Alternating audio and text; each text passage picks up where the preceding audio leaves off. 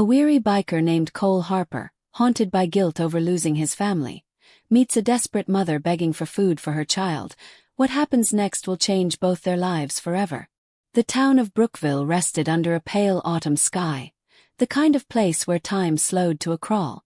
Old trucks rolled lazily down Main Street, and the faint echo of engines faded into stillness.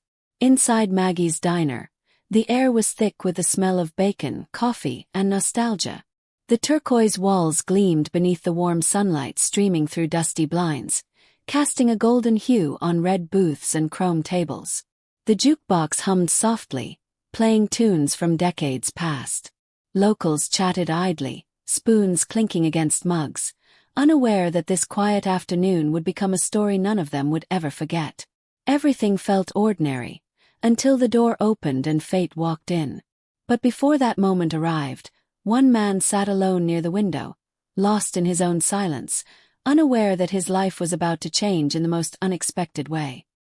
His name was Cole Harper, though around town people called him Iron Hand. He looked like someone you didn't want to mess with. Broad shoulders, gray-streaked beard, weathered denim vest.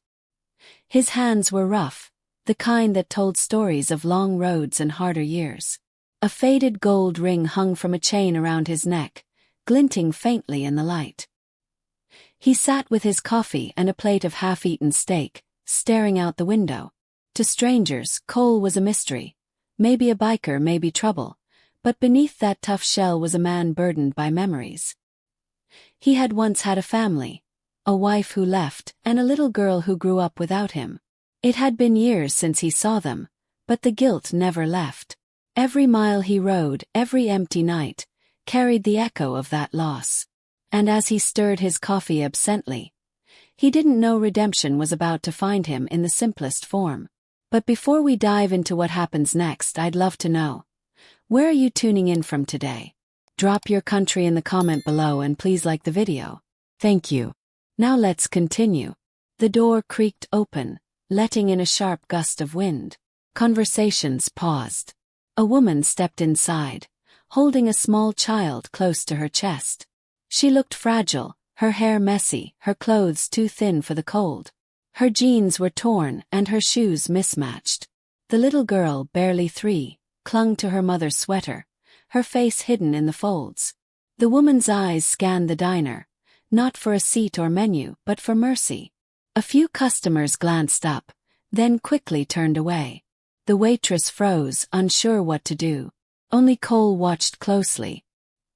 He noticed the way the woman's hands shook as she whispered to her daughter, trying to calm her. She wasn't begging yet, but desperation already lived in her eyes. Slowly, hesitantly, she began to walk toward his booth, her steps heavy with fear and uncertainty. And then, when she stopped beside him, the diner grew so quiet you could hear the hum of the coffee machine. The woman lowered herself to her knees beside Cole's table, clutching her daughter tightly. Her voice trembled as she stared at the plate in front of him, steam still rising from the food. "Can I take what's left?" she whispered, her eyes glistening. "Just for my little girl." For a heartbeat, no one moved. The sound of forks, cups, and murmurs vanished. Even the jukebox seemed to hold its breath.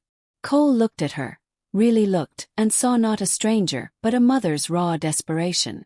The little girl buried her face in her mother's chest, clutching her sweater. The woman's cheeks burned with humiliation, her lips quivering as she waited. It wasn't the first time she had gone hungry, but maybe the first time she had begged so openly. The other diners looked away, uncomfortable with the sight. But Cole couldn't. Something inside him cracked, a memory, a ghost, a pain he thought had long gone cold. Cole stared at the woman for a long, quiet moment. And then, like a sudden flash of lightning, an image hit him. His daughter Lily, at 5 years old, sitting on a swing laughing. He hadn't seen her since that day his wife packed up and left, tired of the life he led. He had been on the road when they left, chasing the next thrill instead of protecting what mattered most. And now, years later, the sight of this young mother kneeling on a diner floor tore open that wound he'd buried deep. He imagined what might have happened if Lily had ever needed help and no one had stopped to care. His throat tightened. That thought alone was enough to make him move. The woman looked up, startled, as he slowly stood. Everyone in the diner held their breath, wondering what he'd do. But instead of anger, there was something else in his eyes: resolve. Cole turned and walked toward the counter. The waitress blinked in surprise as he leaned in and spoke quietly to the cook. A minute later he came back, carrying 2 fresh takeout boxes and a bottle of milk. Kneeling down beside the woman, he said softly, "This isn't leftovers. It's fresh, and there's more for tomorrow." He placed the boxes gently in her hands, then reached into his vest and pulled out a folded bill. The woman's eyes widened, trembling as she took it. Her lips parted, her voice shaking. Why would you help me?" Cole looked at the little girl, who was now watching him curiously from her mother's arms. His voice cracked, but his words came steady. "Because once, I wasn't there to help mine." The woman covered her mouth, tears streaming down her face. Around them, silence turned to sniffles, and even the toughest men in leather jackets lowered their eyes, pretending not to feel what they did. For a few moments, the entire diner seemed wrapped in something sacred, an invisible stillness that carried warmth instead of noise. The woman whispered "thank you" again and again, holding the boxes as if they were gold. The waitress came over, her eyes red, and handed the little girl a cup of hot cocoa with whipped cream on top. The child smiled shyly, the first real smile of the day. Cole sat back down, saying nothing. He didn't need to. His actions spoke louder than any words could. The mother ate quietly, tears still glistening on her cheeks.